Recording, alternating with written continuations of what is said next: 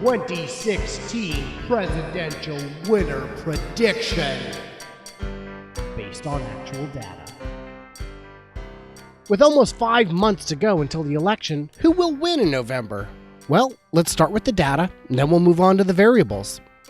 Looking at a single poll isn't always helpful, so I look at polls of polls and polls of polls of polls analyzed by people who've been doing this a long time, people who know what they're doing. You know, these aren't people who make certain predictions, but they do speak in terms of probabilities. 270 to Win is a great site. They let you make your own prediction, tweak your own map, but they also bring in experts to actually analyze the polling and make predictions from there. One analyst gives Clinton a lead out of the gate of 16 electoral votes.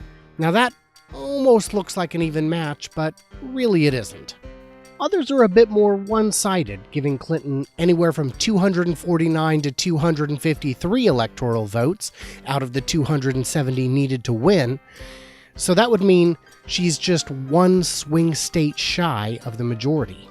Cook Political Report says she's already got the election won, and by a substantial margin.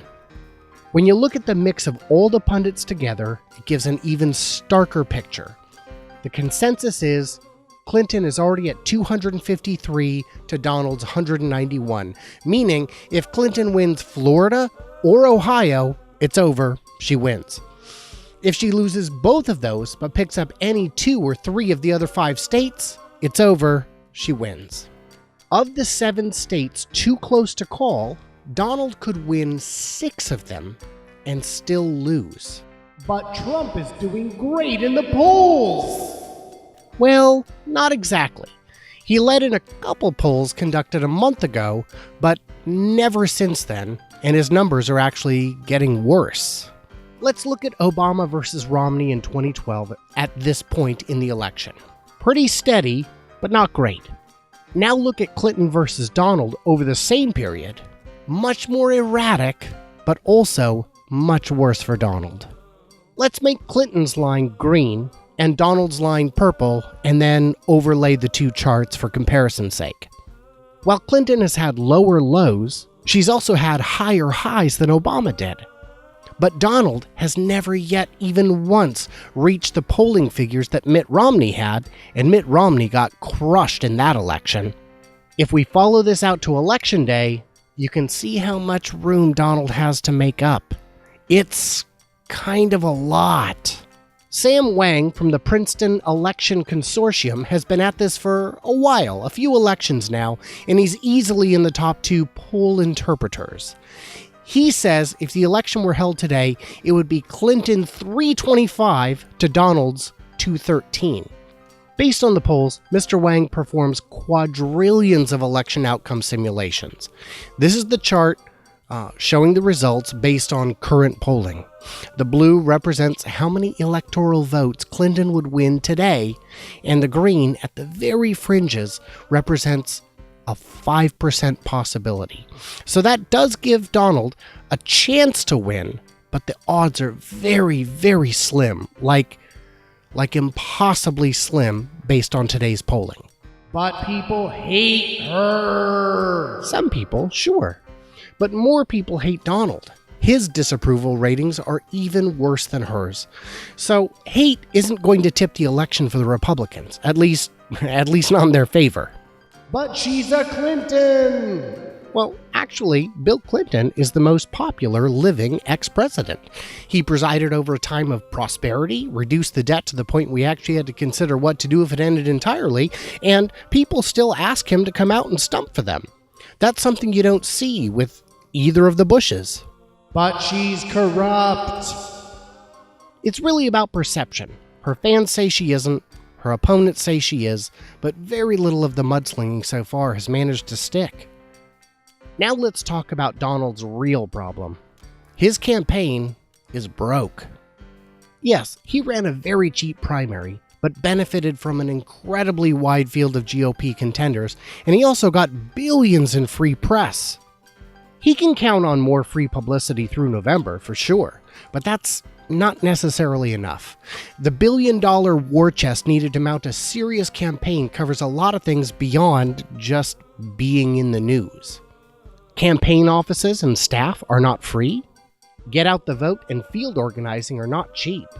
Media buys, meaning ads, can cost tens of millions of dollars per month. In June of 2012, Romney paid $10 million for ads, and Obama paid $38 million for ads. His own fundraisers are admitting they're unlikely to hit even half his billion-dollar target, and maybe only 30% or less of what Clinton raises. When he was given a list of 20 names to call about fundraising, he only called 3 or 4 before just giving up. But he's got the most votes of anyone in primary history. Well, no, he has the most votes of any Republican primary candidate, but Obama got more and Clinton actually got more in 2016. More importantly, in the Republican primaries, nobody has ever voted against a candidate more strongly than they have with Donald. But he can self-finance! No, he couldn't.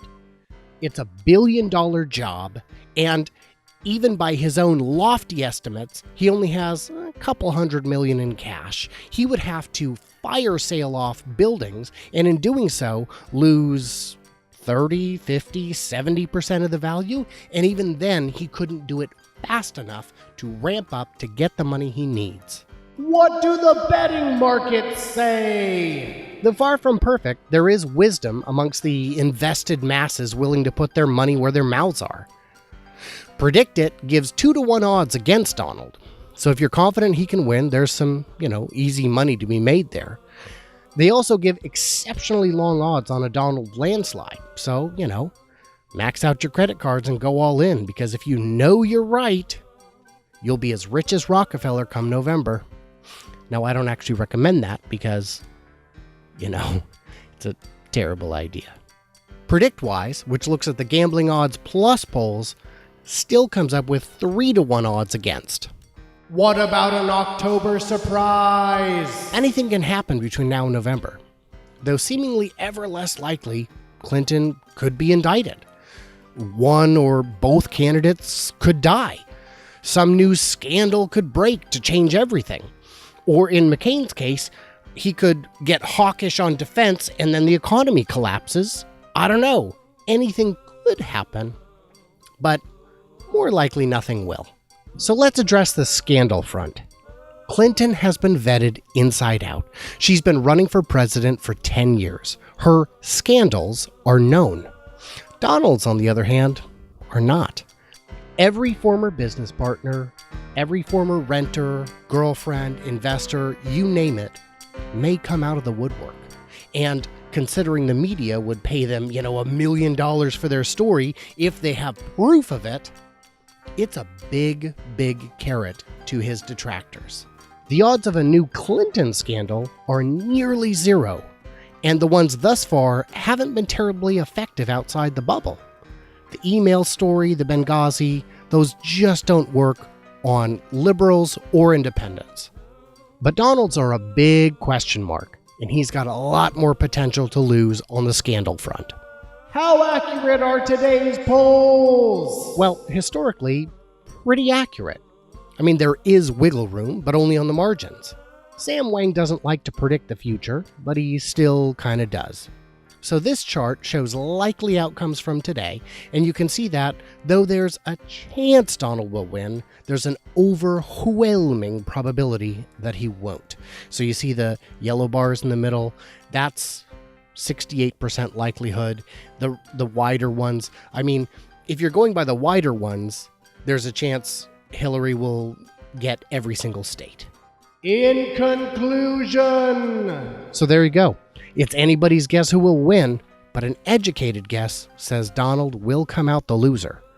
I'll cover this again as we close in on the election, but for now, the smart money's on Clinton.